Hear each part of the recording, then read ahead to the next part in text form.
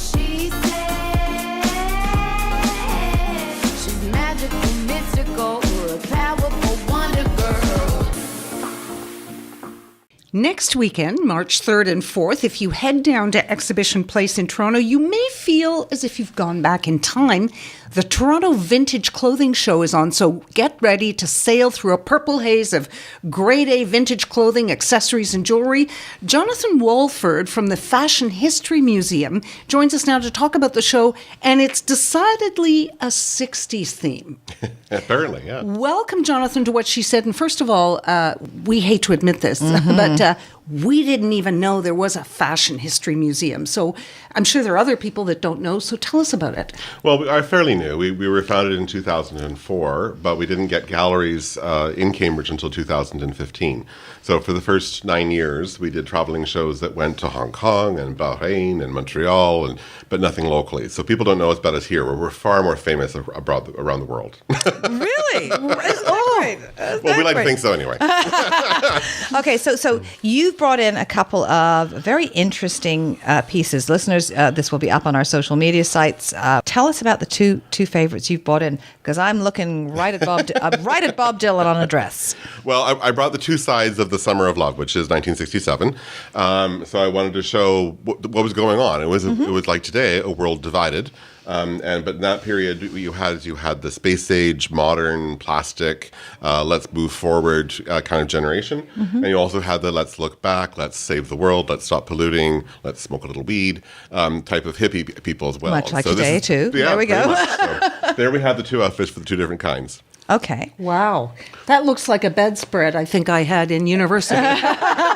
We know which type you were. You know, the Indian, you know, because you couldn't afford anything, you know. Right, You got yeah. your room with 4 other people and went down and got yourself a... Well, the hippies picked up on a lot of ethnographic textiles, things that were inexpensive. You could pick up these things in Afghanistan and India and China, and they'd come through these boutiques that were available in Toronto and Montreal and Vancouver. It was a really good location for it as well. Those velvet pants? They are velvet pants, yes. Green velvet pants. How many vendors are going to be at the show? Oh, gosh. I'm not really sure. I think it's in the neighborhood of about 60 vendors in total. Ooh, yeah, it's a bit of everything. It's not just 60s clothing. It's clothing from all different periods, and I've seen things as early as the 19th century there, like ball gowns from the 1880s and 90s. There's things right up to the 1980s and 1990s as well. So, and there's accessories and there's also furniture as well, so you can really sort of set the 60s like memory lane. Do you have a favorite era? When you're looking at the fashion I used to industry? say having a favorite era is like saying you have a favorite child until someone said to me, obviously you don't have children. So, I have a favorite child. It just differs from day to day. Right, sure. I think every era has its strengths and its weaknesses. And the 60s was certainly interesting because it was a period where everything changed. And if you were a fan of Mad Men, you know what it looked like going into the decade, you know what it looked like coming out of the decade, and it looked like 50 years happened in that 10 years. So it was a huge, huge era for change. And I think that's really fascinating. Anytime there's this sort of change happening.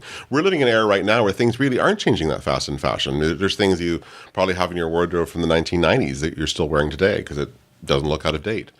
So it's sort of different periods of different looks. Or it comes around again. Although usually when it comes around again, there's a little change, but just enough to make you have to go out and buy it. But I'm sort of the school of thought that if I've done it once, maybe I should skip the next time. I kind of agree. That's true. But fashion in the 60s is what phones are today. If you had a flip phone now, it would be embarrassing, right? In the 60s, if you're wearing something which is, crinolined and looks like something that's from 5 years earlier than the period, it was actually embarrassing to wear that in the street. So you had to keep up with fashion. And it's not just so that I was just looking at the show release here, and it says there will be top indie clothing boutiques from Toronto, Montreal, and Ottawa. So they're coming from all over. And Kingston and a few places, yeah. Yeah, that's great. Now you've written a book. You're the author of the book 60s Fashion From Less to More to Youthquake. Right. So the Youthquake would be considered what in It's fashion? that whole explosion of the youth generation in the mid-60s. It starts really in England with the boutique movement, Mary Quant and all this kind of thing that's going on. I have a Mary Quant dress. I do. It was my mother's. My mother used to be a model, and she kept all her clothes. Well, you know where Mary to call Quant. when she... Yes, I do. I do now. Okay, so the show is running on the weekend. It's at the March 3rd and 4th, and there's also isn't the antique show as well at the same concurrent. time? They happen at the same time. It's two different sides of the same show. So you can go do the antiques on the left hand side, or you can do the clothing on the right hand side, or if the couple comes, the wife can do the clothing, the husband can do the Perfect. So how do you get tickets?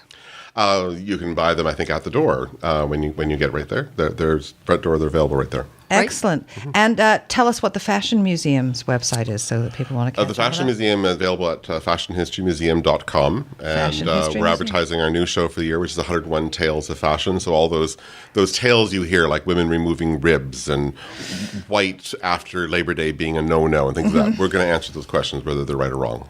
Okay. Excellent. That's excellent. So again, the Toronto Vintage Clothing Show, Saturday, March 3rd, 10 to 5, Sunday, March 4th, 10 to 4 at the Queen Elizabeth Building at Exhibition Place. I'm really excited. I'm definitely going. Wonderful.